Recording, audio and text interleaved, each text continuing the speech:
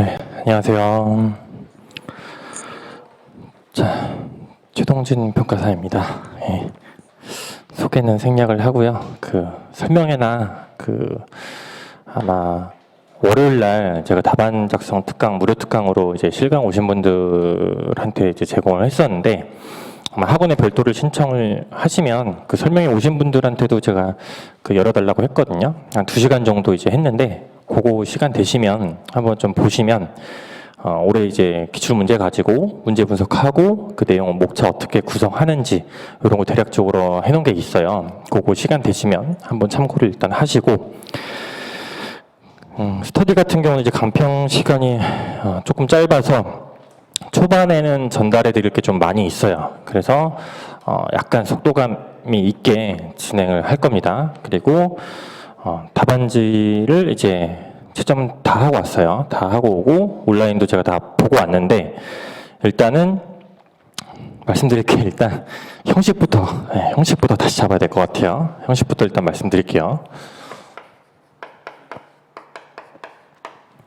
자, 이제 책은 오픈북을 하셔도 된다고 저는 이제 말씀드려요. 언제까지? 3기, 그리고 뭐 보수적으로 하면 4기 중반까지도 책을 보고 하셔도 전혀 상관이 없습니다.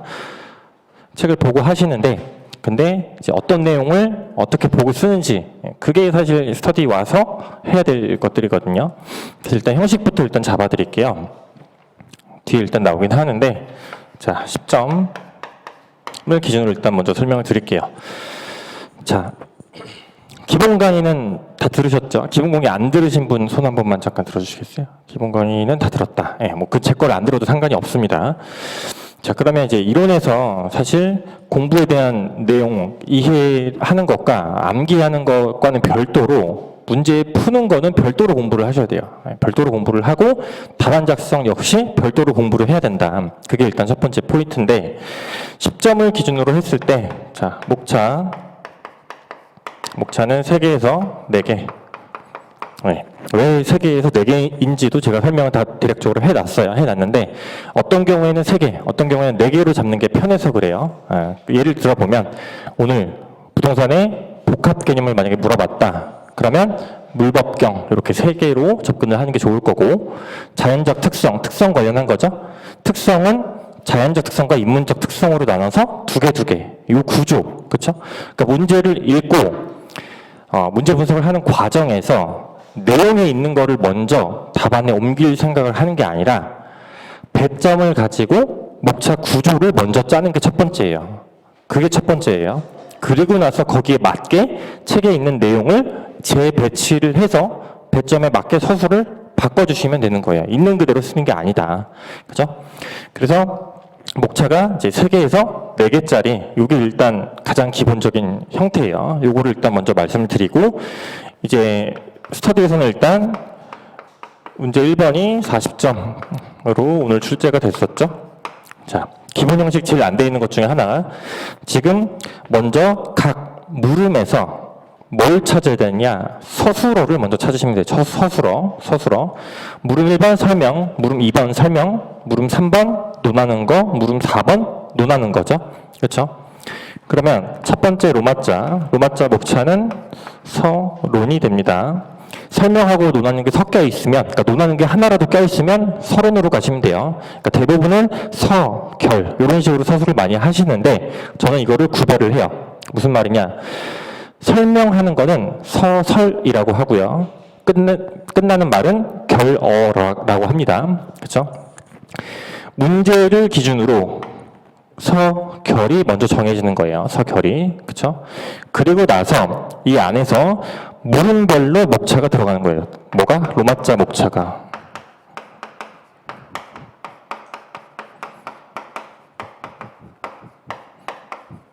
물음이 4개죠. 그럼 4개를 로마자로 먼저 목차를 짜고 마지막은 결론이 되겠죠. 이게 첫 번째 목차 구조예요. 목차 구조는 이겁니다. 근데 답안을 보니까 여기에 바로 물음 1로 들어갔거나, 그리고 요 안에서 다시 개설, 개요 이런 것들을 쓰신 답안이 너무 많아요. 그거 아닙니다. 물음 안에서 개요나 개서를 쓰는 경우는 나중에 정해 드릴 텐데 사례형이 나왔을 때 그 사례의 개요를 판단하기 위해서 쓰는 형태로 정하는 거지 서론과 결론으로 큰 문제 안에서 해결을 하는 거예요. 그 다음에 본인이 답안 쓴 거를 기억을 해 놓으시면 돼요. 답안지는 채점은 다 끝났는데 아마 다음 주에 나가긴 할 거예요. 자, 물음별로 끝이라고 쓰는 게 아닙니다. 문제 안에 문제 1번이 끝나면 전체에서 끝이라고 하는 거고요. 이거는 여러분들 답안 작성할 때 맨 첫 페이지 그 녹색에 나와 있는 답안 작성 시 유의사항에 다 나오는 부분이에요. 그렇죠? 그리고 연필로 쓰신 분이 있는데 연필로 쓰지 마시고요. 검은색 볼펜이나 파란색 볼펜으로 쓰셔야 됩니다. 둘 중에 하나로. 그리고 문제 1, 2, 3, 4번이 있죠? 문제 1 끝나면 끝이고요. 문제 1, 2, 3, 4까지 다 끝, 문제별로 끝이라고 표현을 하고 문제가 전체가 다 끝나면 이하 여백이라고 쓰는 겁니다. 그쵸? 물음 안에서 여기서 끝, 이하 여백, 끝, 이하 여백 이렇게 쓰는 거 아니에요. 그쵸? 그거 일단 기본 형식 잡아두시고 그리고 나서 문제 안에서 문제별로 봤을 때 목차에 대한 배점은 제가 조금 이따가 설명을 드릴게요. 그리고 나서 그 안에 답안을 내용을 봤을 때 자, 띄어쓰기 목차하고 제목이 옆에 달려있고 밑에 내용이 있죠? 그죠? 그리고 한 줄 띄고 다음 목차를 쓰는 겁니다. 목차는 붙여 쓰는 게 아니에요. 자, 두 번째 목차 아라비아 1번 안에 내가 답안의 내용을 4줄을 쓰고 한 줄 띄고 다시 4줄을 쓰는 경우가 있어요.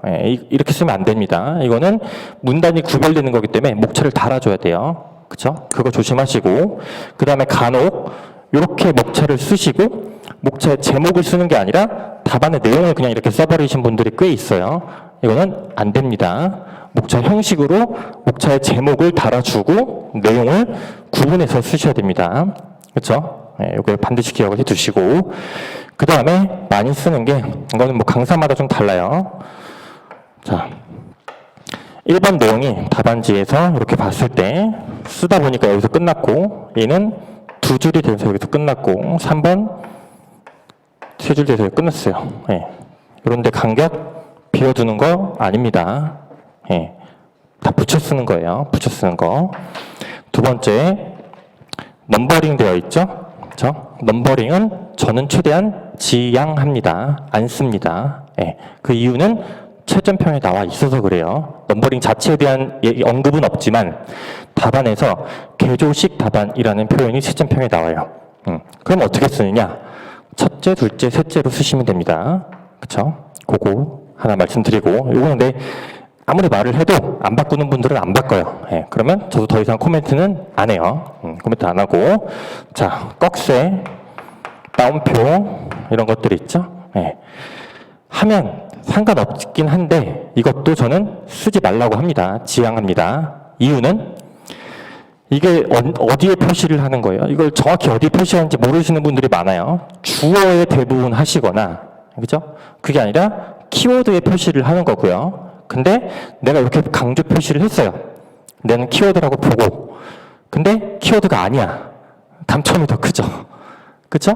내용을 제대로 모르는구나 라고 이해를 하기 때문에 이런 내용들은 차라리 안 쓰는 게 저는 더 좀 지향하는 편입니다. 그래서 이런 내용들 언급 일단 먼저 드리고 답안지에 많이 나오는 표현 여러분들 쓰신 거 설명하겠다, 논하겠다 쓰면 안 됩니다.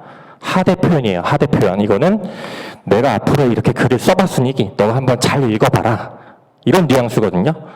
채점자, 내 수험생인데 채점자한테 내가 이렇게 이 정도 열심히 썼으니까 잘 읽어봐라. 이런 뉘앙스란 말이에요. 이건 높임이 반대이기 때문에 절대 쓰시면 안 됩니다. 그럼 어떻게 써요? 설명한다, 논한다 라고 쓰면 됩니다. 그죠? 조심하실 거 설명하겠습니다 이렇게 쓰지 마세요. 하겠습니다 이런 거는 쓰지 마시고 설명한다, 논한다 이렇게 서술어를 맞춰주시면 됩니다.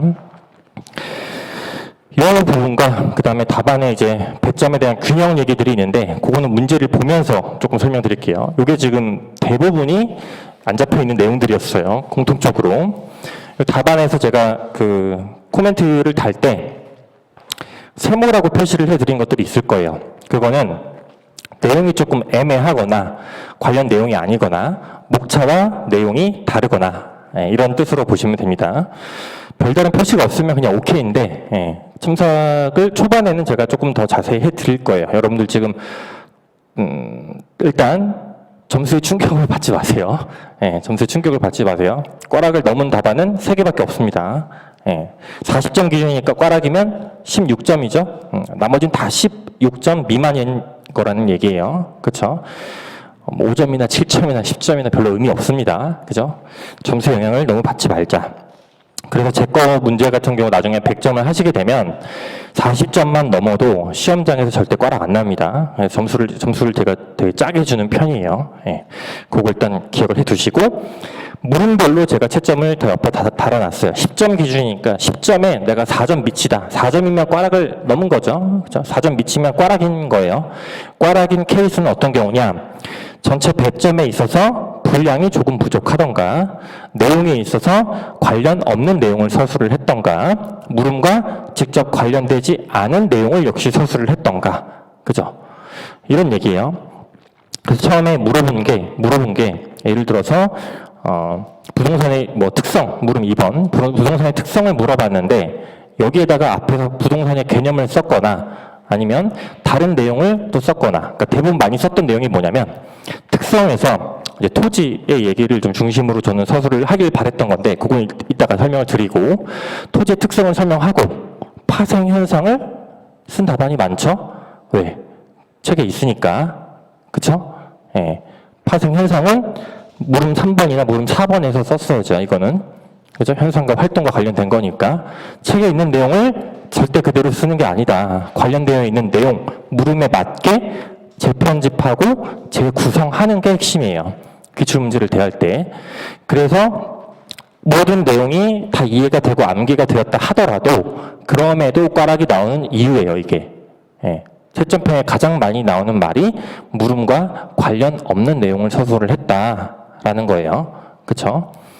자, 그거를 일단 먼저 말씀을 드리고, 그러면 오늘 첫 시간이니까 문제 유형을 대략적으로만 한번 살펴볼게요. 앞으로 이제 하게 되실 건데, 설명형, 설명하는 문제, 논술형, 논하는 문제, 비교하는 문제가 있어요. 그리고 관계를 묻는 문제가 있어요. 비교와 관계를 묻는 문제가 기출문제에 나오는 용어 중에 가장 많이 등장합니다.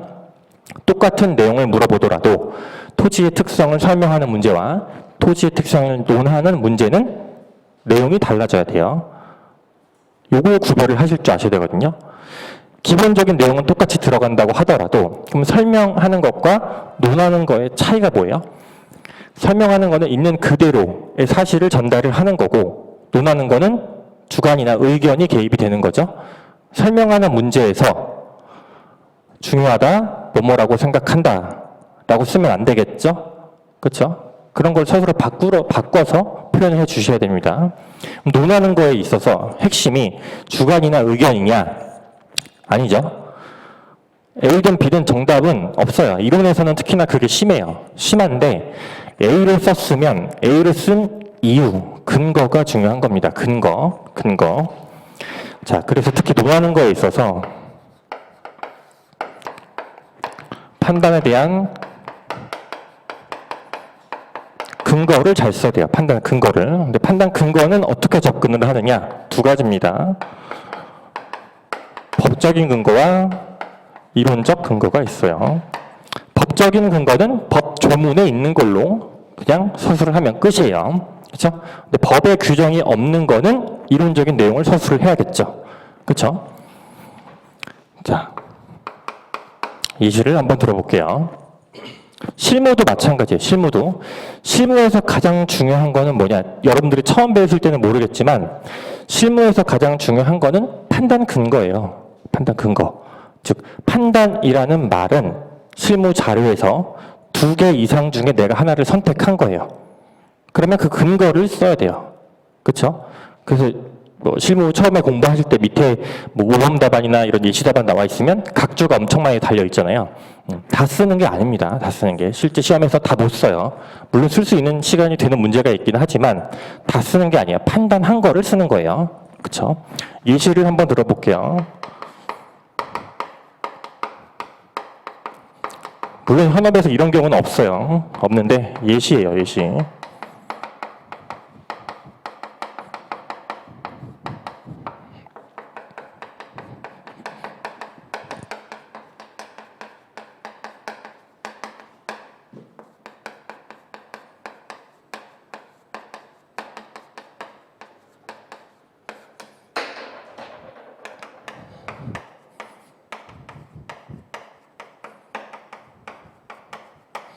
자, 이렇게 문제에서 실무의 자료가 제시가 되어 있어요. 그렇죠? 본건은 이중일주고 표준지는 일반 상업 지역이에요. 그렇죠? 시점 수정치를 뭘 쓰죠? 자, 1번, 2번, 3번. 1번 선, 2번, 3번. 3번이죠? 그죠? 이건 제가 예시를 들었었는데 표준지가 속한이라고 했었죠? 얘를 선택을 한 거죠? 뭐 중에서? 3개 중에서 선택을 한 거죠. 근거는? 법조문이 있으면 법적 근거 쓰면 끝이라고요. 그렇죠? 법적 근거가 있죠. 감칙 제14조 1항 2호에 있죠. 그거 쓰면 끝인 거예요. 주저들이 뭘 쓸 필요가 없어요. 실무에서 보시면 이건 제가 자료를 줬지만 뭐 1 더하기 0.01 곱하기 뭐 31 나누기 그거 쓸 필요 없다고요. 굳이. 그죠? 판단한 것만 쓰시면 됩니다. 마찬가지로 그래서 논하는 문제에서 중요한 거는 법적인 거, 이론적인 거. 그래서 이론에서 답안 서술할 때 반드시 중요한 게 조문이에요. 조문. 법전 보시는 것도 제가 언급을 해놨었는데 법전을 지금부터 외우고 이런 스터디 하지 마세요. 지금 외워봐야 어차피 다 까먹어요. 그렇죠? 소용이 없어요. 그거는. 법전은 지금부터 최소 3개월은 어떻게 이용을 해야 되냐면 실무, 이론, 법규에서 내가 관련 내용을 공부를 했어요. 거기에 해당하는 조문을 찾아서 읽으시면 됩니다. 여러 번 나올 때마다 읽는 거예요. 나올 때마다 읽고 최대한 외워보고 까먹고 이걸 반복해야 나중에 암기할 수 있는 양이 줄어요. 막판에 암기하는 내용은 전범위를 암기하는 게 아니에요. 계속해서 누적해서 쌓아지면서 그럼에도 외워지지 않은 것들을 최종적으로 암기를 하는 거지 암기를 끝으로 다 밀어놓고 하게 되면 암기하다 끝나요. 그죠? 시간이 부족하다는 얘기입니다. 그래서 조문은 반드시 답안지에 현출이 돼야 된다. 현출. 특히 이론에 있어서는 총론에 해당하는 문제는 대부분 법적 규정은 없어요. 그렇죠? 대부분 다 강론, 감정평가론과 관련한 내용들이 감칙이나 실무기준, 토지보상법 등에 따라 규정이 나와 있죠. 그 조문이 답안지에 나와야 되는 거예요. 조문이. 그리고 언급한 김에 답안지에 작성을 하실 때 이론과 법규에서 이렇게 쓰지 마세요. 이거는 실무에서만 이렇게 쓰시고 이론과 법규에서는 제5조 제1항 이라고 쓰셔야 됩니다. 귀찮더라도. 예. 그게 법 규정에 이제 나와 있는 내용이니까 요거 일단 기억해 두시고. 자, 그러면 비교하는 문제와 이제 관계형이 있어요. 비교형을 볼게요. 비교형 같은 경우는 일단 첫 번째로 활용을 할 수가 있는 게 공통점과 차이점이에요. 뭐 유사점으로 하셔도 되고. 그렇죠? 비교하라고 묻는 문제는 공통점과 차이점을 두 가지를 최대한 비슷한 균형을 갖고 언급을 해야 됩니다. 다만 문제에서 물어보는 거에 따라서 명확히 차이점으로 나눈 논점들이 있어요. 그런 것들은 차이점을 좀 주로 서술을 해야겠지만 일단 중요한 거는 공통점과 차이점 얘네들을 어떻게 구별해서 쓸 거냐. 대부분 비교하는 문제의 기본서 교수님들의 책에는 어떤 식으로 나와 있냐면 공통점 유사점은 없거나 1개 차이점은 6개 이상 이런 식으로 들어가 있단 말이에요. 그런데 실제 시험에서 비교하라고 묻는 문제는 차이점을 그런 그 기본서에 나와 있는 내용을 그대로 쓰는 게 아니라 얘를 어떻게든 만들어내야 돼요. 비교하라고 물어봤으니까. 그러면 비교하라고 묻는 문제는 사실 잘 보면 A와 B를 비교하라. 그럼 A와 B가 대부분 명확히 다른 경우가 많아요. 그래서 공통점을 쓰는 게 힘든 거거든요. 그걸 잘 써야 된다. 그리고 나서 문제 이론 기출에서 차이점을 묻는 문제도 나와요. 예, 다 비교형에 들어가는 겁니다. A와 B가 비슷한 걸 차이점을 물어봐요. 예, 그러니까 기본서에 나와 있는 내용을 다 외웠다고 해서 해결이 안 되는 것들이 이런 거예요. 생각을 평소에 했어야 돼요. 고민을. 실제 시험에서 내가 알고 있는 게 답안지를 뭐 30점 분량을 알고 있어요. 시험에서 그렇게 안 물어봐요. 10점만 물어봐요. 그런 건 오히려. 근데 10점 분량, 즉 오늘 총론 같은 문제에서 2년차들이 답안 쓰기 힘든 이유가 기본서에 3-4줄밖에 없는 거를 5쪽을 쓰라고 낸단 말이에요. 그렇죠? 그게 힘든 거거든요. 총론에서. 2년차들이 그래서 총론을 더 어려워해요. 그걸 글쓰기를 통해서 앞으로 연습을 하셔야 되는 거예요. 그 다음에 기출문제에서 나왔던 용어 대비하여 설명하던가 대비하여 논하라는 식으로 물어보거든요. 이 단어가 무슨 의미인지를 정확히 알고 있어야겠죠. 그렇죠? 처음에 공부를 하실 때 내용 공부는 내용 공부지만 기출문제에서 나왔던 용어 자체에 대한 공부가 필요해요. 그렇죠? 대비라는 말은 A와 B가 어떤 게 차이가 나는지를 명확히 밝히는 거예요. 그게 대비예요. 그래서 얘는 대비, 비교라는 말이 들어가 있지만 차이점만 쓰는 문제예요. 그렇죠? 그런 단어들을 처음으로 접하고 연습을 기억을 해 두셔야 된다. 그렇죠? 이게 첫 번째예요. 내용 공부가 아니에요. 내용에 대한 암기는 0기, 1기까지 전혀 안 하셔도 돼요. 그러니까 암기는. 그렇죠? 의 정도만 최대한 외우려고 노력을 하시고 목차, 그 다음에 문제 분석 여기에 포커스가 다 가셔야 됩니다. 그렇죠? 자, 관계형. 관계라고 하는 거는 A와 B의 관계를 물었어요. 관계라는 뜻은 A와 B가 어떤 관련성을 맺고 있느냐를 밝히는 거예요. 그렇죠? 그러면 여기서 나와야 될 서술어들이나 그러니까 똑같이 토지 특성을 물어봤다고 하더라도 자연적 특성과 인문적 특성을 비교하여 설명하라는 문제와 관계를 설명하는 문제는 다르다는 얘기예요. 그렇죠? 내용적으로는 비슷한 내용이 들어갈 수 있지만 서술어를 맞춰서 표현을 해줘야 된다는 얘기예요. 그게 물어본 거니까. 그렇죠? 관계를 쓰는 문제가 2년차들이 되게 힘들어해요. 되게. 그래서 이게 공통점 차이점 명가랑용 목차로 활용을 할 수가 있을 거고 그 외에 나머지 것들은 제가 하나씩 하나씩 또 볼 거예요. 자, 관계형 문제가 나왔을 때 명가랑용 A가 B에 미치는 관계, B가 A에 미치는 관계, A와 B가 상호 영향을 미치는 관계. 그죠? 관계라는 단어를 찾아보시면 국어에서 보실 때 많이 등장할 수 있는 단어들이 피드백 관계, 인과 관계 이런 얘기들이 나와 있죠. 근데 그 단어를 명확히 특정하기가 좀 애매한 경우들이 이론에 많이 있어요. 그럼 어떻게 표현을 하면 돼요? A와 B가 이러한 관계를 맺고 있다 라고만 해주면 되는 거예요.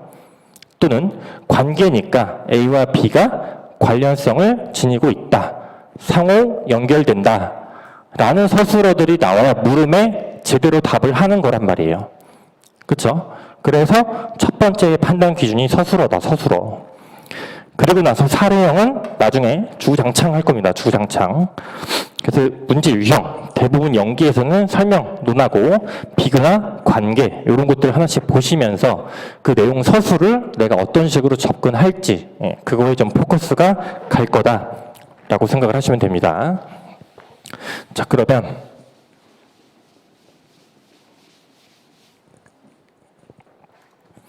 설명하는 거 간단히 설명드렸는데 어떤 일이나 대상의 내용을 상대편이 잘 알 수 있도록 밝혀봐라. 이런 거 필기할 필요 없습니다. 네이버 찾아보면 그냥 다 나와요. 네이버 사전을 많이 이용하세요. 책에 없는 내용이 문제에서 나오는 용어가 뭘 의미하는지 모르는 경우 그냥 네이버 찾으세요. 네이버나 구글 하시면 설명이 훨씬 더 잘 되어 있어요. 그걸로 이해하시면 됩니다. 유의점, 설명하는 문제니까 아까 말씀드렸죠. 주관, 의견 이런 것들이 최대한 지양되어야 됐다. 그래서 뭐뭐라고 생각된다, 뭐뭐라고 판단된다 이런 거 하지 말자. 논하는 거, 옳고 그름을 파악을 하는 거죠. 근데 옳고 그름 자체가 중요한 게 아니란 말이에요. 올해 문제 시험장 다 가서 보셨죠? 문제 2번에 물음 1번에 보시면 택지비의 기준가치, 시장가치냐, 시장가치 외의 가치냐, 뭐든 정답이라고 표현을 할 수는 없어요. 다만 현업에서는 시장가치 외의 가치로 쓴 평가서를 저는 본 적이 없습니다. 시장가치로 다 써요. 그리고 제가 그거를 좀 놓치긴 했었는데 7월 15일 일주일 전에 이제 회사에서 공고 열람할 수 있는 걸로 택지비 감정평가 관련한 기준이 나왔더라고요. 네, 그래서 거기 관련한 내용이 출제된 걸로 보여져요. 그건 나중에 얘기를 하고, 어쨌든 시장 가치냐, 시장가의 외의 가치냐, 어느 쪽으로 썼던 간에 그게 중요한 게 아니라 시장 가치 외의 가치로 썼으면 왜 시장 가치 외의 가치로 썼는지에 대한 근거를 쓰면 된다는 얘기예요. 근거는 어떻게? 법적인 거, 그 다음에 이론적인 거, 그죠? 그래서 유의점 역시 근거가 중요하다. 법적, 이론적 근거. 그죠? 시장 수정 예시로 아까 조금 전에 설명을 드렸었죠. 그죠? 자, 비교하는 거. 이게 네이버 사전에 나오는 말이에요. 사물 견주어서 유사점, 차이점, 일반 법칙 따위를 고찰하는 일이다. 이게 무슨 말인지 모르겠죠?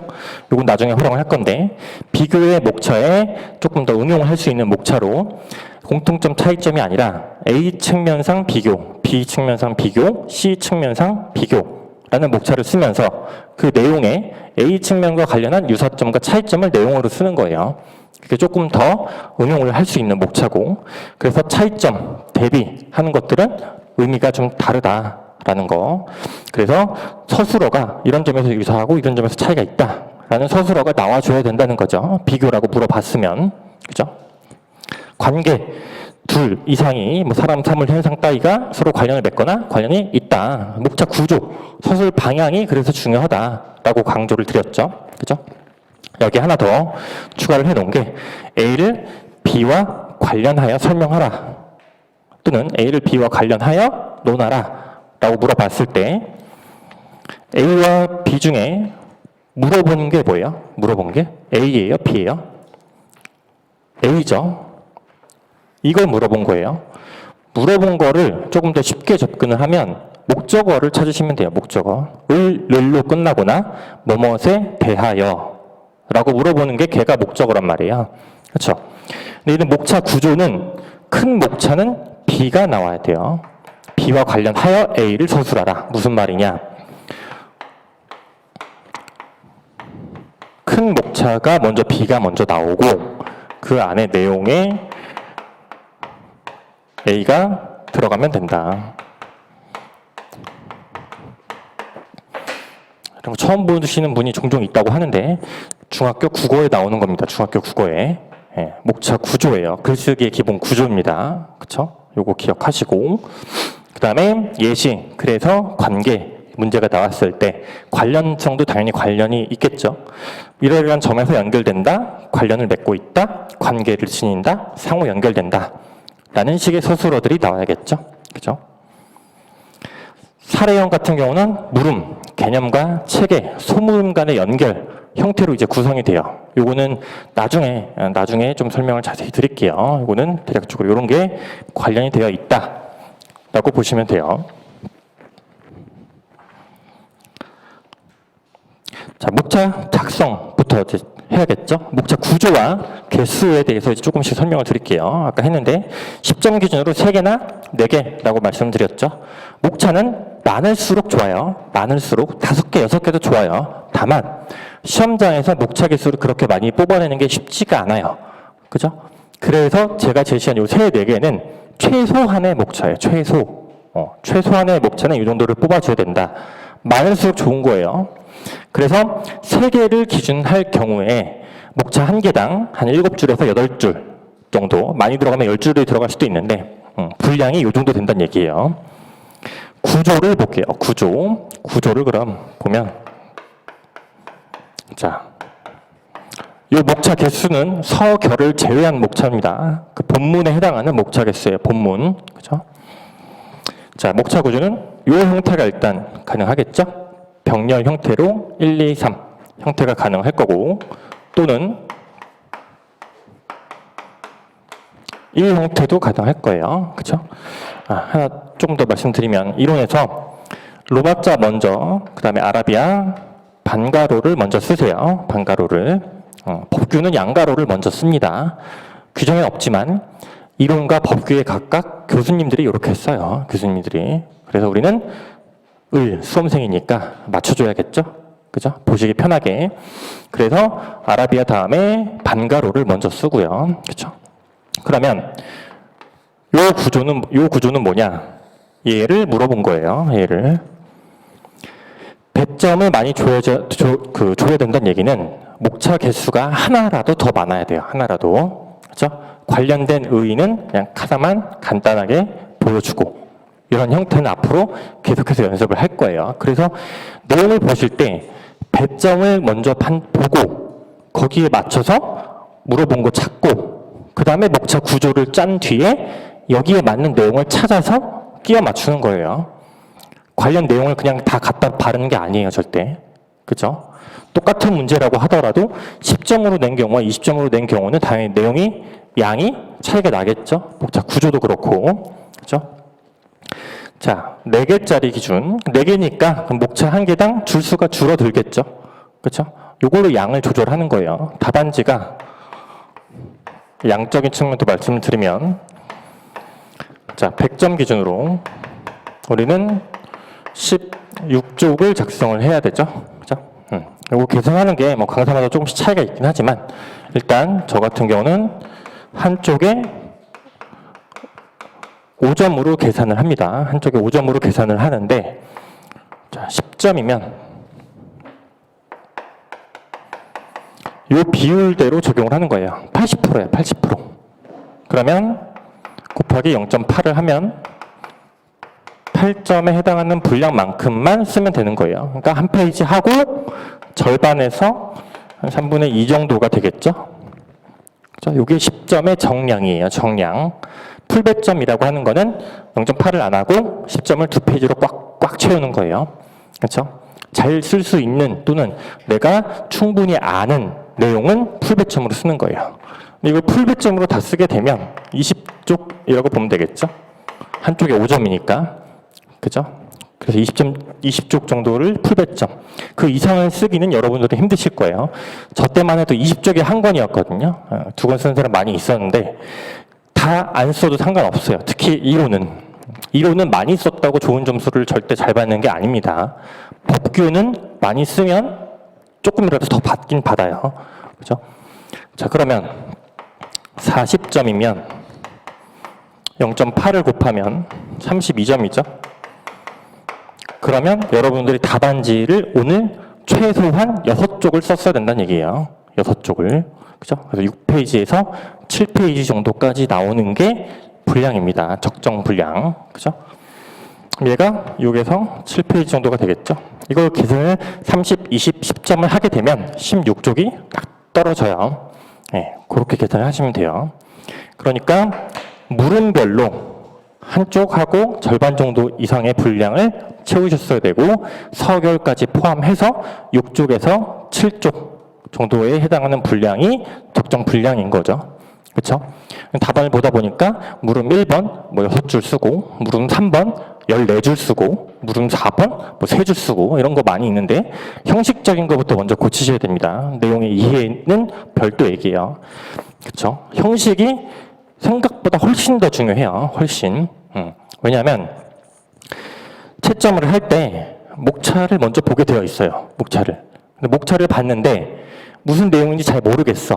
그럼 답안을 읽어야겠죠? 그렇죠? 채점을 할 때, 저도 채점을 할 때 보면은 여러분들이 조심하셔야 될 건 뭐냐면 내 답안의 내용이 다 읽힌다고 생각을 하는데 그렇지 않아요. 그렇지 않고 오히려 답안의 내용이 읽히면 읽힐수록 점수는 까이게 되어 있어요. 그렇죠? 잘못 쓴 경우가 더 많기 때문에. 그러면 2년차랑 6년차랑 채점하는 교수님 입장에서 어떻게 보이느냐? 초등학교 2학년, 초등학교 6학년이랑 똑같은 거예요. 단연차라고 해서 절대 잘 쓰는 게 아닙니다. 관련 내용을 아무리 많이 알았다고 하더라도 단연차가 오히려 이론에서 점수가 안 나오는 케이스가 어떤 거냐면 나는 이것도 알아, 이것도 알아를 막 보여줘요. 다른 사람이 봤을 때 오 이러죠. 근데 채점은 그거 안 물어봤는데요. 그죠? 네, 그래서 오히려 2년차들이 물어본 것만 충실히 답을 해도 점수가 더 잘 나오는 게 이론입니다. 그죠? 요거 일단 기억하시고 목차 5개면은 마찬가지로 저런 식으로 될 거고. 자, 그러면 목차 4개짜리에 대한 기준을 한번 말씀드릴게요. 4개짜리. 자, 첫 번째 병렬식으로 이렇게 구성이 되겠죠. 그죠? 두 번째 2개 짜리로 당연히 구성이 되겠죠. 또 이렇게 해도 되겠죠? 그죠? 요거랑 요거의 차이. 요거는 얘랑 얘를 둘 다 물은 경우, 얘는 요것만 물은 경우. 그쵸? 물어본 거에 배점을 더 많이 쏟아야 된다라는 거는 목차가 하나라도 많아야 된다라는 얘기예요. 그쵸? 기본적인 건데 이런 것들을 안 지키는 답안이 생각보다 많이 있어요. 많이 있어요. 자, 오늘 문제랑 이제 관련해서 연습을 조금만 한번 해볼게요. 이걸 보고 강평을 하는 게 더 나을 것 같아서 이렇게 준비를 했어요. 자, 토지의 특성에 대해서 설명하시오. 자, 문제 분석을 할 때 첫 번째로 봐야 될 거, 서술어. 그렇죠? 그렇죠? 배점이 10점. 인 경우다.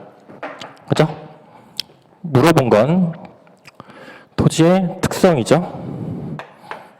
목적어. 얘가 주어죠. 목적어가 두 개면 걔를 기준으로 반반 배점이 가야 돼요. 토지의 특성에 대해서 설명하고 건물의 특성에 대해서 논하라.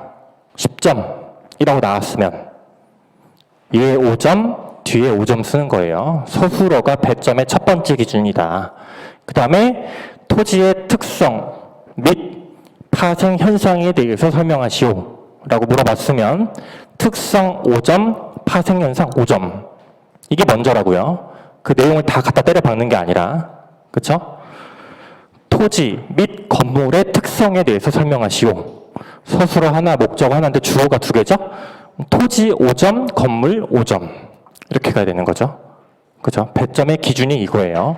첫 번째가 서술어, 두 번째가 목적어, 그 다음에 주어, 요 순서.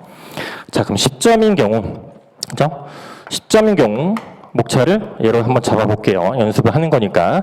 설명하는 거죠. 10점짜리 문제인 경우는 문제 안에 소물음이 아니라 단독 10점을 얘기하는 거예요. 단독 10점.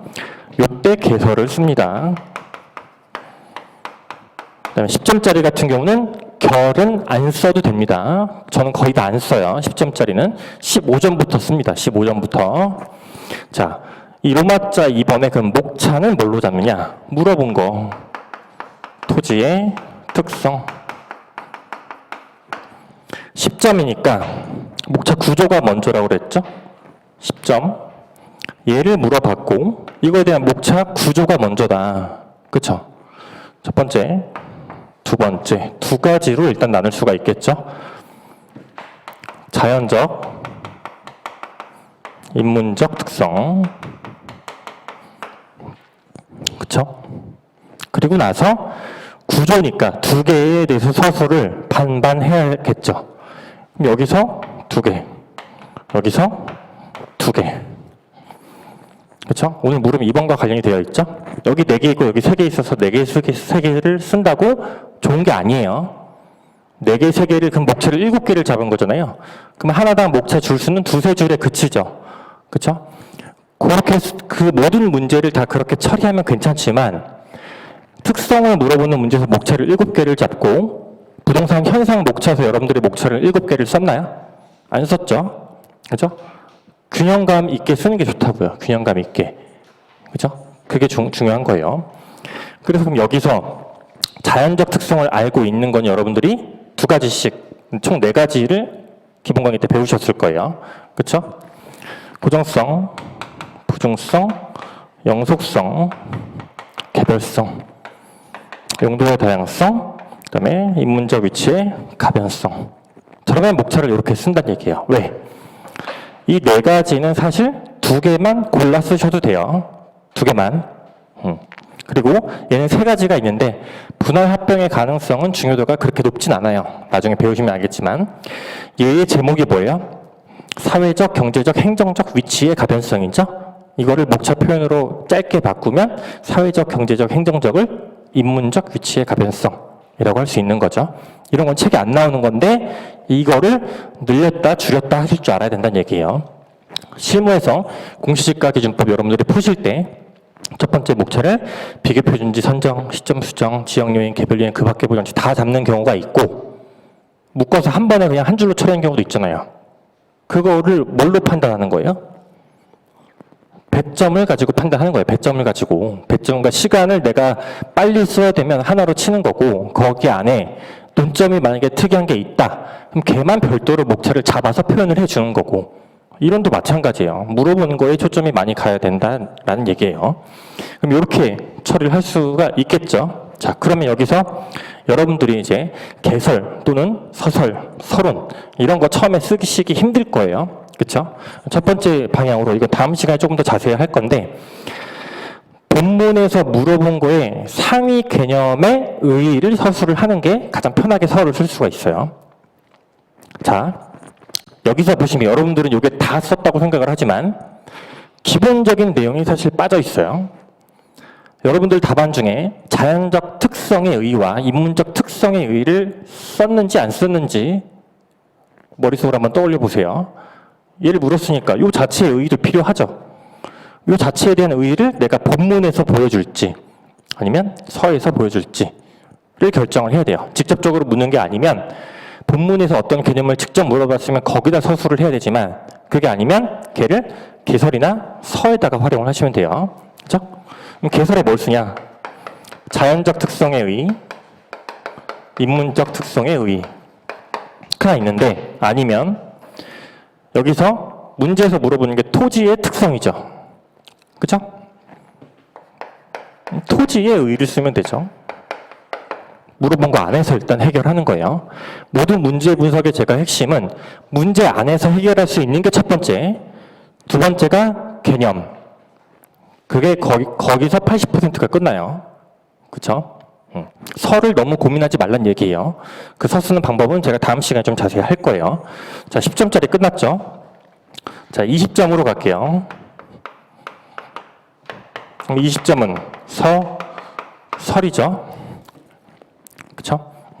자, 요거 분량은, 요것도 정해진 건 아니긴 한데, 자, 10점짜리 한 3-4줄, 20점이면은 6줄 정도, 30점이면 8줄, 40점이면 10줄 정도, 서의 분량이. 그 정도가 이제 적정하게 보통 제가 쓰는 형식이에요. 결 같은 경우는 여러분들 답안 봤을 때 결에다가 갑자기 막 14줄 쓰는 분들이 있는데, 본문에서 언급하지 않은 내용을 절대 결에서 쓰면 안 돼요. 그리고 뭐 관련 서브라든가 이런 책에 보면 마지막 결에다가 뭐 관련 문제 이런 거 써 있는 경우가 있는데, 직접적으로 묻지 않았거나 본문에서 언급하지 않은 내용을 굳이 결에다 표현하실 필요는 없습니다. 결은 뭐 한 배점이 20점 안쪽이면 3-4줄, 20점이 넘어가면 한 6줄 정도 저는 보통 써요.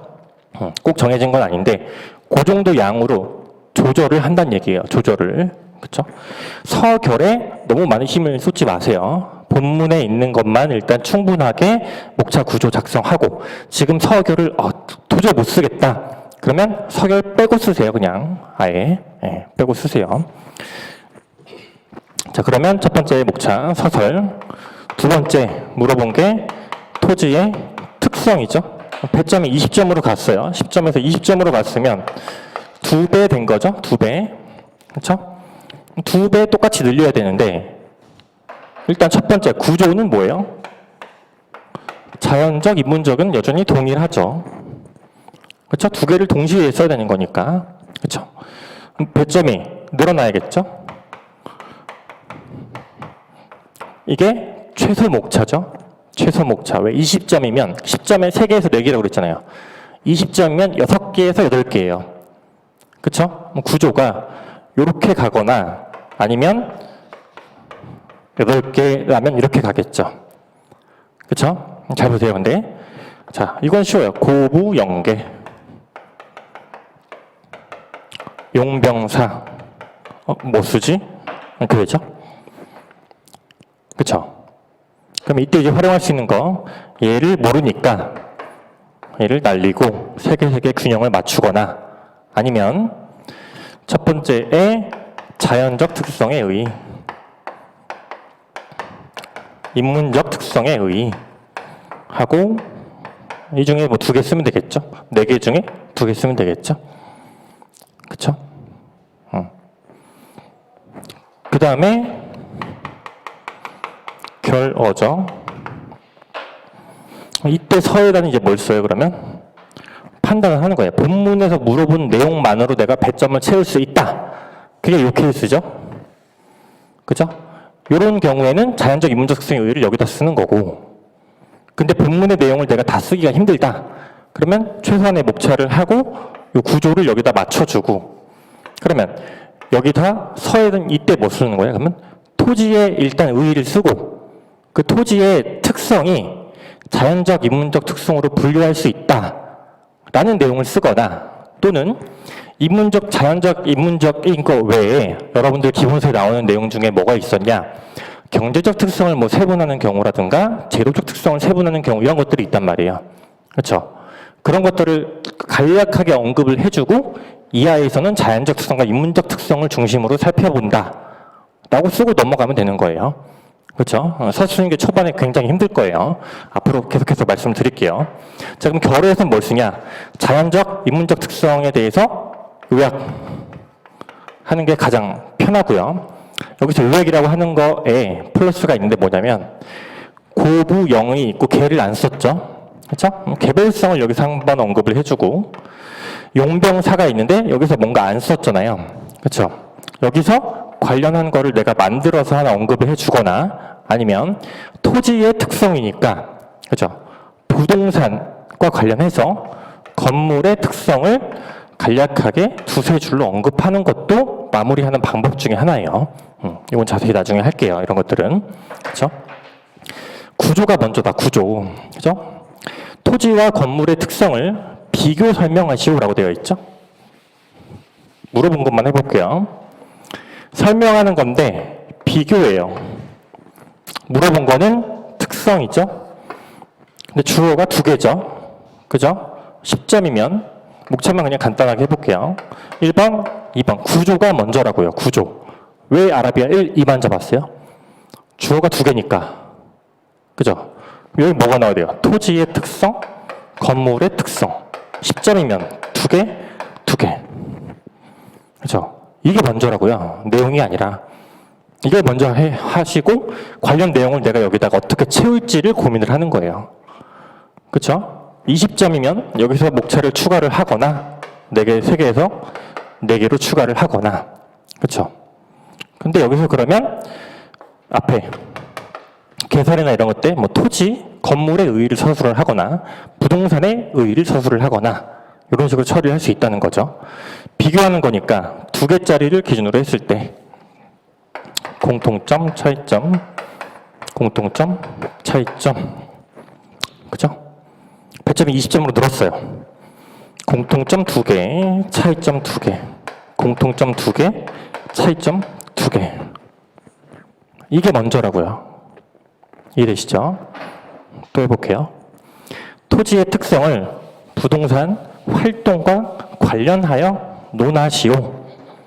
자, A를 B와 관련하여 논하라. 서술어는 논하시오. 관련하여 라고 되어 있죠. 그러면 아까 물어본 게 A, 목차는, 큰 목차는 B라고 했죠. 10점. 자, 첫 번째, 가장 베스트인 거. 부동산 활동을 기준으로 목차를 나눠야겠죠. 그쵸? 그러면 3개가 떠오르는 게 좋을 거예요. 그쵸? 요거는 이따가 뭐 내용과 관련이 되어 있는데, 부동산의 활동을 일반적으로 분류할 때 소유, 거래, 행정활동 이렇게 큰 틀로 일반적으로 분류합니다. 그렇죠? 소유 활동, 거래, 행정활동만 쓰셔도 상관은 없어요. 상관없는데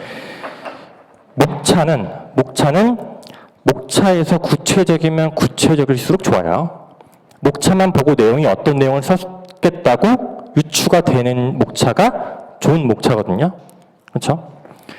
그러면 목차를 써보면 소유 활동과 관련한 특성이 나오면 좋겠죠. 그렇죠? 소유 활동과 관련한 뭐 고정성 이런 식으로 표현을 해주는 게 좋다고요. 목차 표현은. 여기에 들어갈 내용은 정답 없습니다. 그렇죠? 만들어 쓰는 거예요. 만들어서. 그쵸? 10점이니까 이렇게 썼죠? 그죠? 배점이 20점이다. 여기 2개씩 늘어나야겠죠? 자꾸 내용으로 이걸 늘리려고 하지 마세요. 목차 구조가 먼저예요. 배점에 따라서 구조를 잡고 여기 안에서 내가 끌어다 쓸 수 있는 거를 만들어주는 거예요. 그쵸? 자, 그러면 소유 활동과 관련한 고정성인데 여기서 뭐 고정성, 부중성을 만약에 썼다고 해볼게요. 그죠? 그럼 여기서 고부, 연계, 용병사가 있는데 이것들을 뭔가 나눠서 접근을 해줘야겠죠? 그쵸? 정답이 없어요. 영속성과 관련한 거래활동, 개별성과 관련한 거래활동, 용도의 다양성과 관련한 행정적 활동, 인문적 위치의 가변성과 관련한 행정활동. 이렇게 목차를 쓰면 되겠죠. 그럼 내용 답안을 쓸 때는 요 각각의 의의를 간단하게 서술을 하면서 소유 활동과 연결만 지어주면 되는 거예요. 그걸 만들어 쓸 줄 알아야 되는 거예요. 이런 거는 책이 없어요. 그쵸? 네. 요게 돼야 된다, 요게. 요게 초반에 굉장히 힘들어요. 머리를 자꾸 써야 되거든요. 여러분들이 이제 고시 공부하실 때 중요한 게 뭐냐면 내가 가장 하기 싫어하는 거를 먼저 하시면 돼요. 하기 싫어하는 거, 생각하는 거, 외우는 거 하기 싫어하죠?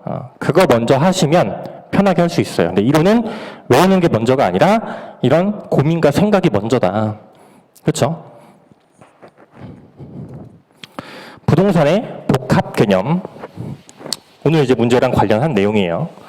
요거는 체계를 잡기 위한 목차라고 보시면 돼요. 제 거 기본서나 핵심 요약도 있지만 다른 책을 본다고 하더라도 다른 책에는 그 목차 체계가 조금 약간 상하위가 혼용이 된 것들이 좀 있어요. 근데 뭐 그걸 보셔도 상관없는데 뭐가 상위고 뭐가 하위인지는 정확히 아셔야 돼요. 이걸 다르게 말하면 주소 파악이 핵심이에요. 주소 파악.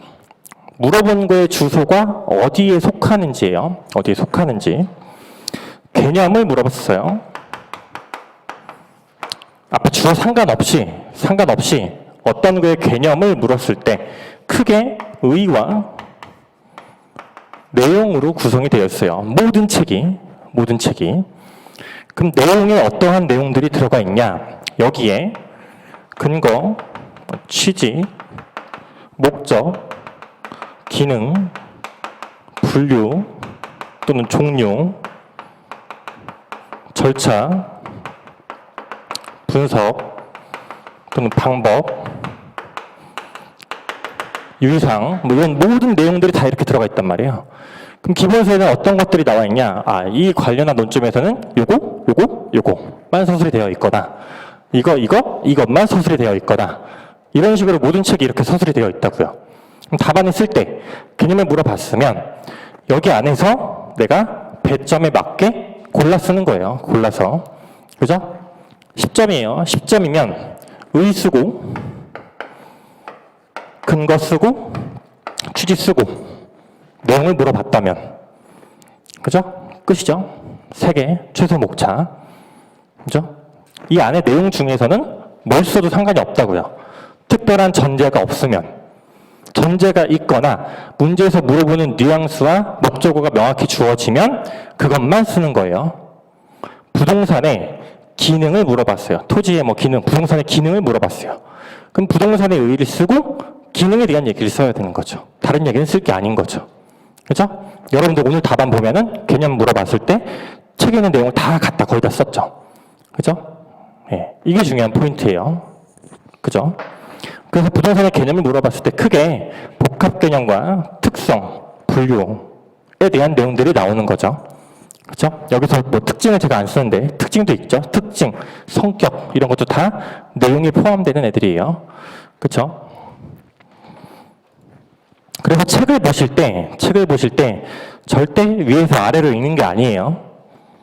같은 목차들끼리 먼저 읽는 거예요. 아라비아 1번끼리 1번, 2번, 3번, 4번은 뭐가 있는지, 방가로 1번끼리 뭐가 있는지, 1.1이면 1.1에 뭐가 있는지. 이거는 저만 강조하는 게 아니라 모든 고시에 있어서 이은규 변호사님 공부법 이런 거 보시면 아마 많이 나올 거예요. 유튜브. 그죠? 그런 거가 당연히 깔려 있다. 의사 또는 변호사 이런 분들 공부하는 공부법 내용 보면 이런 내용들이 다 나와요. 예. 그걸 기준으로 지금 설명을 드리는 거예요. 저만의 공부 방법이 아니고.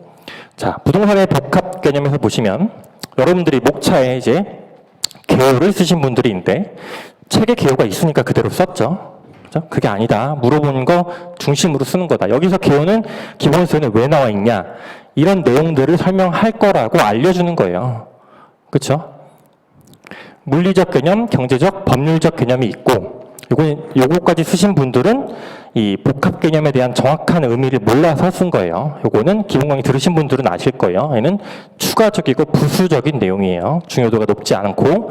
그래서 복합 개념이라는 말은 이 물리적, 법적, 경제적 개념을 통상적으로 얘기를 합니다.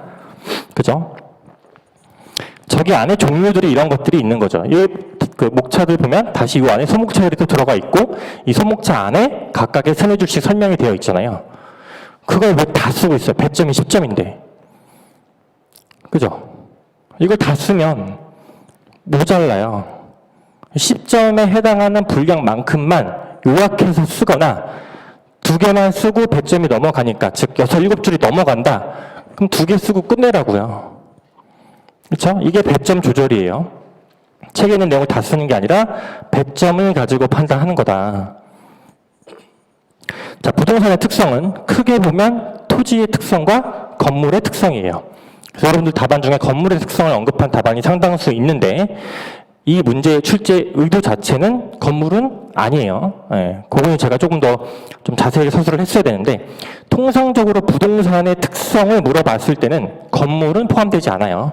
예, 토지를 보통 얘기해요. 그래서 기출문제에서 부동산하고 괄호하고 토지라고 이제 주어지는 경우가 있는데 통상적으로 봤을 때는 부동산의 특성이라고 하는 거는 토지를 얘기를 하지 건물까지 얘기하는 건 아니다. 그죠? 토지의 특성에 자연적, 인문적 특성이 이 2개가 가장 큰 분류 기준인 거고 인문적 특성을 이게 종류가 이 3가지잖아요. 종류가 3가지가 아니라 인문적 특성 자체를 다시 분류를 하면 어떻게 할 수 있어요? 경제적, 행정적, 책에는 없어요. 사회적 얘기를 할 수가 있단 말이죠. 이게 어디서 나온 거예요?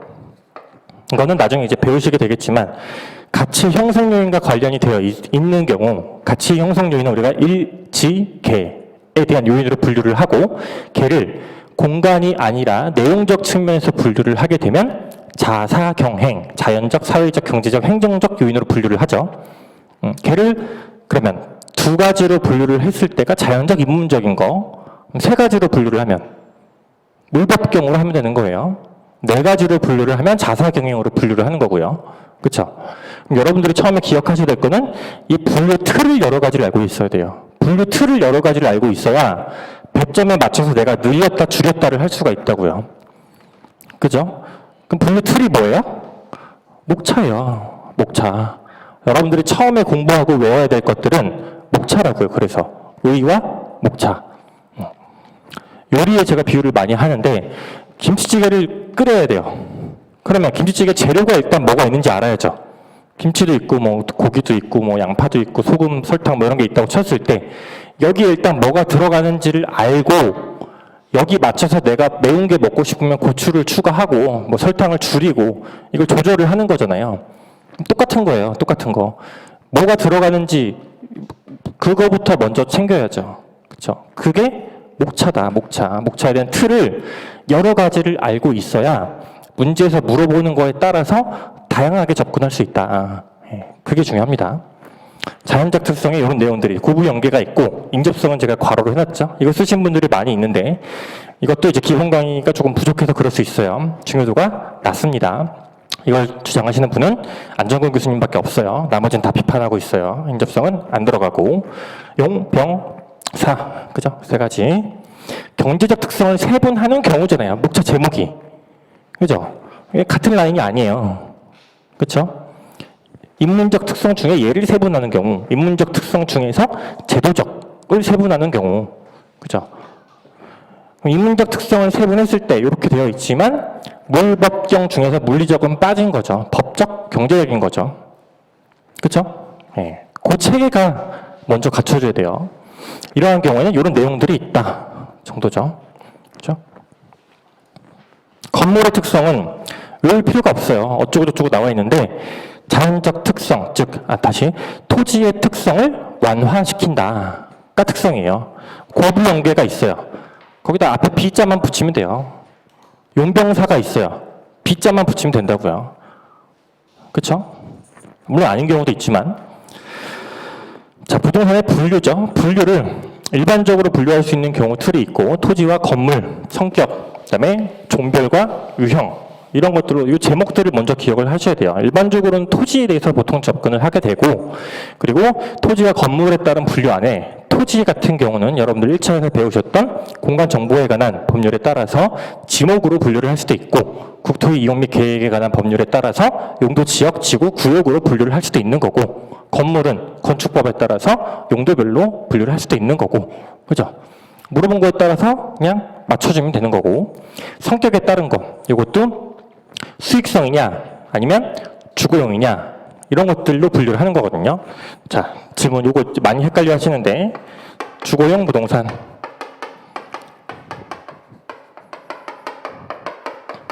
수익성 부동산 주거용 부동산은 수익성 부동산인가요? 맞다. 아니다. 아무도 손 안 댔네. 네. 둘 다 되죠? 그죠? 분류 기준이 다른 거예요. 남자냐 여자냐 40대냐 아니냐 뭐든 될 수 있단 말이에요. 주거용이 수익성 부동산인 경우 월세 받으면 수익성이죠. 오피스텔 그죠? 분류 기준이 다른 거를 섞으면 안 돼요. 시장성이 있냐 없냐 분류할 수도 있고 수익성이 있냐 없냐를 가지고 분류를 할 수도 있는 거죠. 분류 기준을 섞지 말자. 간단해 보이죠?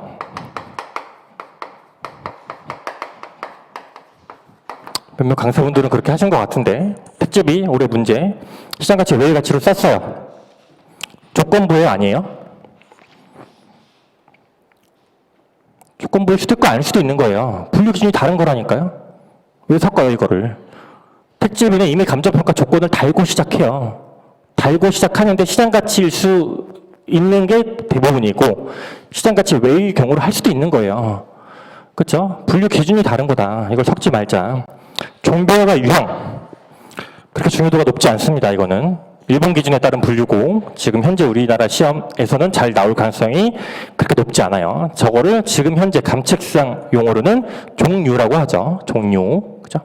종류라고 하면은 그러면 문제에서 종별과 유형이라는 단어가 등장을 하게 되면 이거는 일본 기준과 좀 관련이 있다라고 생각을 할 수가 있는데 그거는 일단 논외로 하고 어쨌든 현재 입장에서는 기출문제 15회 때 출제는 됐지만 지금은 중요도가 높진 않아요.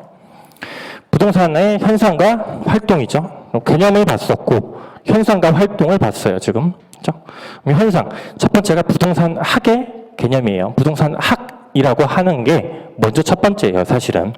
여기서 현상과 활동이 나오는 거다. 부동산 학은 인간이 등장을 하기 때문에 현상이라는 것과 활동이 등장을 한다. 현상은 물론 책에는 운동, 지역, 개별로서의 현상을 제가 언급을 해놨지만 사실 걔는 주된 게 아니에요. 이것도 제 기본관을 들으신 분들은 알겠지만 운동 지역 개별로 분류를 하는 거는 서광채 교수님만 그렇게 분류를 하고 계세요. 주로 나오는 거는 기법경이에요. 기법경. 을 물리적이라고 하죠. 마찬가지로 현상도 물리적, 법적, 경제적 현상으로 분류를 할 수 있다. 얘는 어디서 나온 거예요? 부동산의 복합 개념에서 나온 거예요. 그죠? 활동도 이렇게 할 수 있어요. 물리적 활동, 법적 활동, 경제적 활동 할 수 있는데 요거보다 조금 더 많이 쓰이는 게 소유, 거래, 행정활동으로 조금 더 많이 쓰이고 이거 외에 제가 이 시사반에 쓴 거나 기본서에 나와 있는 것들은 주체 이런 것들에 따라서 달라질 수 있다 라는 내용이 들어간 거예요. 기본 틀은 이게 먼저다. 그죠? 부동산 학의 개념. 그래서 책에 나오는데, 지금 보시면, 여러분들이, 이건 좀 이따 할게요. 시간이 좀 부족한데, 일단 해볼게요. 현상의 해결에 기여하고 활동을 전개하기 위한 학문이다. 그래서 현상과 활동 얘기가 나오는 거예요. 강론을 제외하고 모든 의의는 있는 그대로 쓸 필요는 없습니다. 키워드만 들어가면 돼요. 키워드만. 그렇죠? 키워드를 찾는 게 초반에 힘드실 거예요. 그렇죠? 그건 앞으로 차차 할 건데 일반 원칙과 접근 방법과 관련한 내용들이 보통 서술이 되어 있다. 큰 목차만 제가 기본 강의나 요약, 핵심 요약할 때 강조를 드렸어요. 내용 암기나 이해가 아니라 목차 재료가 뭐가 있는지가 먼저 첫 번째예요. 여러분들이 또 다시 뭐 기본 강의를 듣고 이러실 필요는 전혀 없어요. 해당 논점이 나와 있으면 오늘 문제가 나와 있잖아요. 여기에 해당하는 각자의 기본서와 요약집을 통해서 같은 목차 체계, 하위 목차 체계, 상위 목차 체계만 기억하고 암기를 하는 게 첫 번째 복기예요. 그게 먼저예요. 답안, 일시답안이 어떻고 저쩌고 이게 아니에요. 일시답안을 외우고 이거는 절대 비추합니다. 일시답안은 일시답안일 뿐이에요. 그죠? 일시답안은 제가 어쨌든 강사니까 제공을 해야 되기 때문에 이렇게 드리는 건데 제 기출문제의 답안도 마찬가지고 모든 스터디 문제에서 제가 다르게 처리할 수 있는 방식들을 여러 가지를 말씀을 계속해서 드릴 거예요. 예. 그거를 자기 걸로 흡수만 하면 절대 꽈락 안 나요. 예. 자, 부동산의 현상이죠. 개념. 그러니까 개념과 목차예요. 첫 번째. 연기에서 여러분들이 반드시 그 암기를 하셔야 될 내용들은 목차, 제목들, 그 다음에 개념. 그죠? 부동산을 대상하는 행위와 부동산 활동의 결과가 표출돼서 발현된 거다라는 거죠.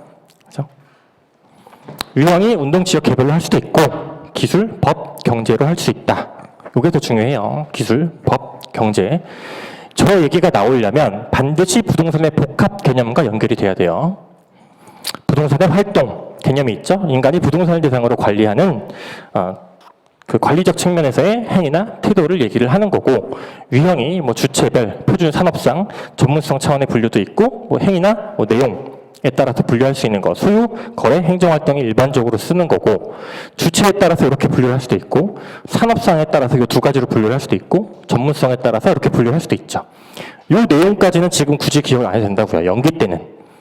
요거는 기억을 하라는 얘기예요. 요거는 기억해 놓고 여기서 문제에서 맞춰서 쓰게. 그 안에 내용까지는 굳이 암기를 안 해도 된다. 그죠? 자, 그럼 오늘 문제를 볼게요.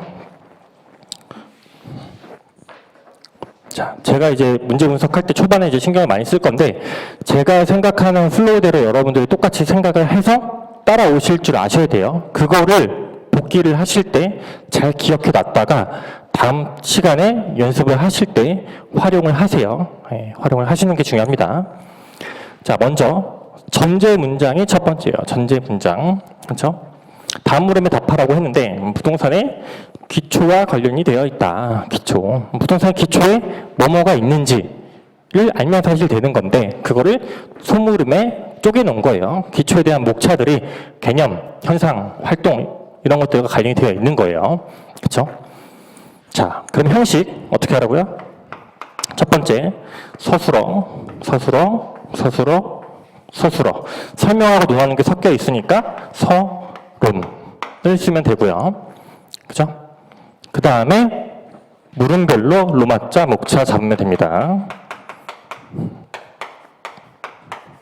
잡고 마지막에 이제 결론이 되겠죠? 그죠? 이게 첫 번째 로마자 목차를 구성을 한 거고 자, 물음 1번 배점이 10점 목차는 3개에서 4개 물어본 거 찾아야겠죠?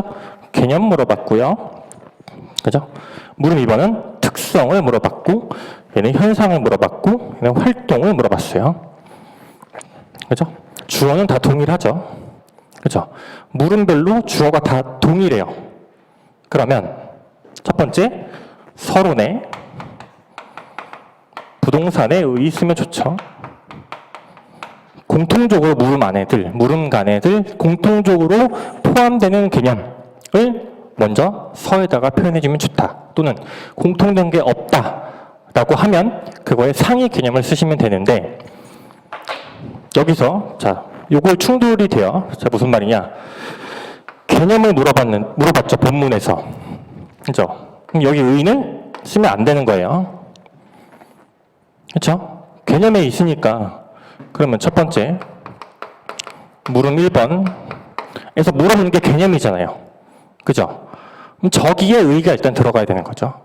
그죠? 그럼 첫 번째, 부동산의 의의가 들어가야겠죠?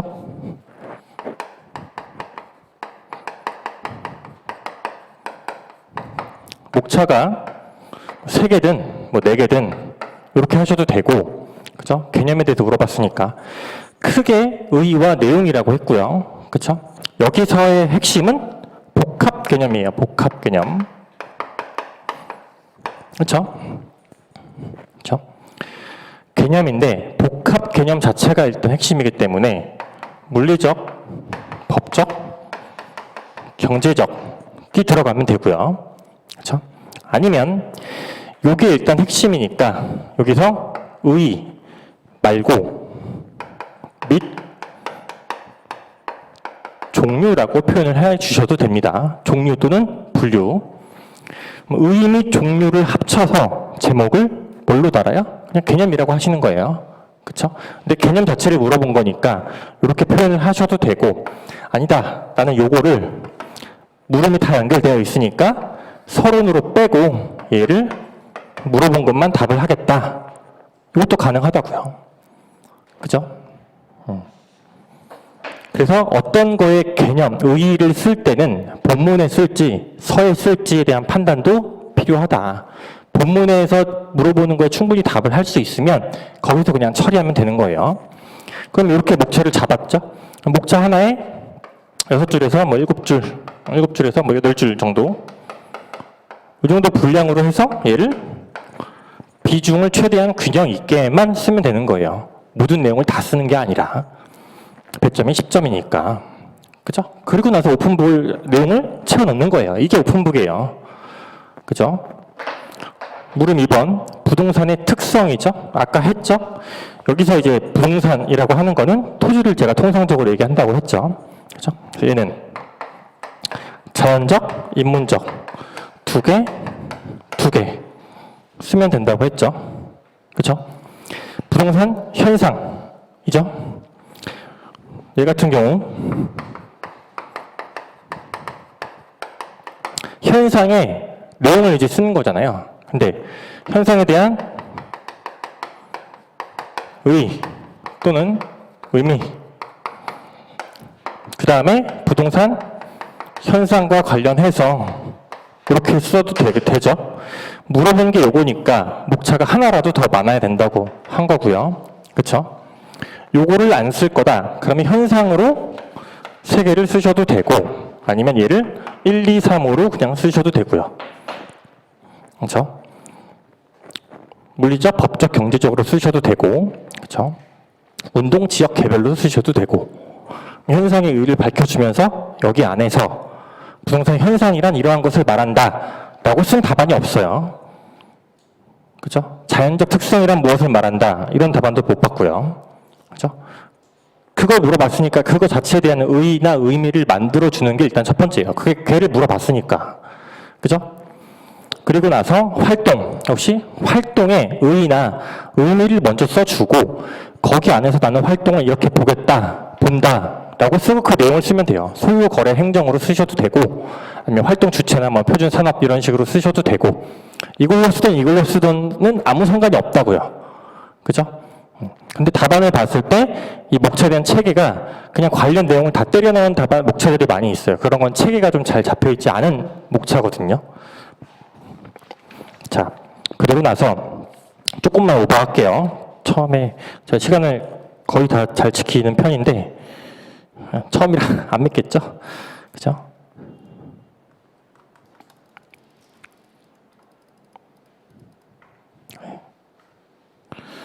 자, 그러면 예시답안을 한번 봐볼게요. 예시답안. 책을 읽으실 때나 이제 내용을 보실 때, 제가 이제 첨사학과 관련해서 말씀드리고 싶은데, 한 문장이 의의를 제외하고 웬만하면 3-4줄이 안 넘어가는 게 좋아요. 근데 여러분들 답안 쓰신 거 보면 좀 길게 쓰신 분들은 한 문장이 막 8줄 이러거든요. 이러한 것을 의미하는 바 어쩌고 저쩌고 해서 그러므로 따라서 이런 서술어가 좀 필요한데, 문장은 무조건 짧게 나눠서 쓰세요. 나눠 써야 주술 관계에 비문이 없어요. 교수님 책들도 사실 국어적으로 보면 비문이 많이 있는데 그것까지 막 우리가 막 걸고 넘어져서 그럴 필요는 없잖아요. 그렇죠? 내용은 그렇다고 하더라도 답안은 채점하는 사람이 읽기 쉽게 해야 돼요. 읽기 쉽게 해야 되는데 그래서 무슨 말인지를 모르고 읽고 있으면 문장이 긴 경우가 많다고요. 그래서 문장은 최대한 짧게 그리고 접속사를 많이 쓰시고 따라서 그래서 그러므로 한편 그러나 이런 것들이 있죠. 그걸 많이 쓰시라고요. 그죠? 그리고 의의는 무엇무엇이란 무엇무엇을 말한다 하고 끝내고 그 다음에 이어서 다른 얘기를 쓰시고 의의라고 이제 해놓고 무엇무엇이란 무엇무엇을 말하며 하고 다른 내용을 또 쓰시는 경우가 있는데 그런 거는 사실 좋지 않다. 그리고 목차가 의의인데 의의를 쓴 게 아니라 뭐 예를 들면 이런 거예요. 부동산 현상이란 이라고 써놓고 부동산 현상이란 물리적, 법적, 경제적 현상 이렇게 얘기를 하고 있으면 걔는 의의를 쓴 게 아니죠. 종류와 분류를 설명하고 있는 거잖아요. 그렇죠? 의의는 무엇무엇이란 무엇무엇이다. 무엇무엇을 말한다. 라고 먼저 표현을 해주고 얘는 다음과 같이 분류할 수 있다. 다음에 따라서 구분할 수 있다. 이런 식으로 서술이 돼야겠죠. 그죠? 답안을 볼게요. 예시답안 잠깐만 볼게요. 자, 서술 빼고, 문제 분석하고 목차 작성할 때 서를 맨 처음에 하는 게 아닙니다. 맨 처음에 하는 게 아니라 본문을 먼저 목차 작성 다 하고 키워드 뭐 쓸지 정해놓고 그 다음에 서를 쓰는 거예요. 그죠? 먼저 쓰면은 본문의 내용을 내가 뭘 쓸지도 모르는데 지금 서를 막 쓰고 있단 말이에요. 그러면 연결성이 떨어지기 때문에 서는 본문의 목차 구성과 내용에 대한 키워드를 먼저 정해놓고 그 다음에 서를 쓰는 거다. 자, 볼게요. 서 빼고 1쪽 보시면 자, 물리적 개념, 부동산의 개념이라고 해놓고 물리적 개념이라고 썼는데 바로 물법경으로 저는 썼죠. 왜? 복합 개념을 저는 이미 서에다가 밝혀놨어요. 서에다가. 자, 물리적 개념 보시면 물리적 개념은 은이라고 되어 있고 부동산 자체가 갖는 본원적인 것을 말한다. 의는 의답게 쓰시고 따라서 이러이러한 것을 쉽게 해준다. 이는 자연, 공간, 환경, 위치 등으로 분류할 수 있다. 그 내용 여러분들이 이건 목차로 다 빼서 썼잖아요. 그렇죠? 그냥 분류할 수 있다만 쓰면 되죠. 그리고 그 개념과 관련한 내용을 부수적으로 또 표현을 한 거예요. 그렇죠? 책에 있는 내용을 그대로 쓰는 게 아니라 그냥 분량에 맞게만. 요게 처음에 굉장히 힘들 거예요. 요것만 되면 요게 아마 거의 1기까지는 가야 어느 정도 감이 잡힐 거예요. 왜? 이론은 그 시간 투자를 많이 안 하시기 때문에. 그래서 법률적 개념 보시면 협의 광의 나와 있고 협의의 부동산은 이거, 광의의 부동산은 이거 했는데 배점이 좀 모자르니까 지금 이쪽에 보시면 뭘 설명했어요? 광의에서 준부동산의 의의를 추가적으로 설명했죠. 설명하는 거니까 의의를 썼으면 거기와 관련한 내용을 부수적으로 그냥 연결해서 추가적으로 설명하시면 돼요. 그렇죠? 경제적 특성, 경제적 개념은 경제 요소 등과 관련한 개념을 말한다. 이는 이런 게 강조되는 개념이다. 이러한 개념을 포함한다. 이러한 성격이 있다. 이게 눈에 들어오나요? 그 내용이 아니라 어떤 서술어와 어떤 내용들로 구성이 되어 있는지를 보란 얘기예요. 성격을 그냥 부수적으로 만들어주면 되는 거고 성격이 뭐예요? 자산으로서의 성격이 있다라고 지금 쓴 거잖아요. 그렇죠? 부동산의 특성, 아랍의 1번이 자연적 특성, 아랍의 2번이 인문적 특성이고 고정성, 부중성 얘기죠? 그거에 대한 의의를 각각을 서술해 주면서 부수적으로 내용을 만들어 준 거고 3쪽 인문적 용도의 다양성, 그 다음에 인문적 위치의 가변성. 인문적 위치의 가변성에서 잘 보시면 사회적, 경제적, 행정적 측면에서 끊임없이 변화하는 것이다 라고 의의를 만들어 줬는데 여기서 다른 내용을 쓴 게 아니라 사회적은 뭐고 경제적은 뭐고 행정적은 뭔지를 원래 의의에서 지금 파생해서 내용을 늘린 거죠. 총론에서 여러분들이 2년차가 제일 힘들어하는 것 중에 하나가 내용을 늘리는 거를 어려워해요. 줄이는 거는 요약하는 거기 때문에 조금 수월해요. 늘리는 게 힘들다. 늘리는 게. 부동산의 현상, 현상의 의미 썼고요. 현상의 유형의 지역 및 개별, 그 다음에 복합 개념 측면으로서의 현상. 이거는 두 가지를 지금 제가 다 보여준 거예요. 아까 운동, 지역, 개별 얘기가 있었잖아요. 그죠? 운동이라고 하는 건 결국에 변화 얘기인 거고 지역과 개별 얘기와 복합 개념, 이 문제에서는 되도록이면 복합 개념과 연결해서 쓰는 게 좋겠죠. 개념에서 파생이 되는 거니까. 부동산 활동의 의미가 있고 목차 제목이 활동의 분류라고 했죠. 주체상 분류, 내용상 분류 이렇게 이제 접근을 한 거예요. 내용상 분류 안에 아까 소유, 거래, 행정, 활동 그렇죠? 그러니까 이런 틀들을 여러 가지를 계속해서 활용을 하시는 게 좋아요. 그렇죠? 이건 예시 답안이고 목차니까 이렇게 활용할 수도 있다. 이런 도구들을 많이 알고 계셔야 돼요. 그럼 책을 볼 때 이 관련 내용에서 그게 잘 안 되시는데 그 책의 내용에 문장이 나와 있어요. 문장에서 한 단어 또는 한 단어로 반드시 힘들면 한 세 단어로 키워드를 찾아서 보세요. 그게 결국에 목차거든요. 그 목차에 해당하는 내용을 찾아서 읽어야 돼요. 예를 들어서 목차가 소유 활동이라고 되어 있고 내용이 뭐 10줄 이상이 나올 수 있단 말이에요. 그럼 소유 활동과 관련한 내용만 먼저 체크를 해서 읽으라는 얘기예요. 나머지는 부수적인 거잖아요. 부수적인 건 지금 1회독 첫 번째, 두 번째 회독할 때는 기억할 필요가 없다고요. 다 그걸 그 소유 활동이라는 걸 설명하기 위해 여기저기서 끌어온 개념이란 말이에요. 그럼 소유 활동과 관련한 내용만 체크를 해서 그게 핵심이란 얘기죠. 그렇죠? 그렇게 책을 읽으셔야 돼요. 이 내용들은 제가 그 답안 작성 특강 이런 데서 월요일에 했던 것들 보시면 자세히 좀 나와 있으니까 그거 한번 참고하시면서 답안을 내용을 보실 때도 목차에 대한 균형, 그다음에 줄수, 그 배점의 균형, 그리고 요런 것 목차에 대한 거, 요런 거를 좀 중심으로 복기를 하시면서 내용 암기가 아니라 목차에 대한 체계, 그 진도별 이제 범위가 나오잖아요. 그 진도에 해당하는 목차 체계만 예습을 하셔도 충분하니까 그렇게 좀 활용을 하시면 도움이 되실 것 같습니다. 오늘은 좀 길어졌는데 여기서 마치도록 하겠습니다. 감사합니다.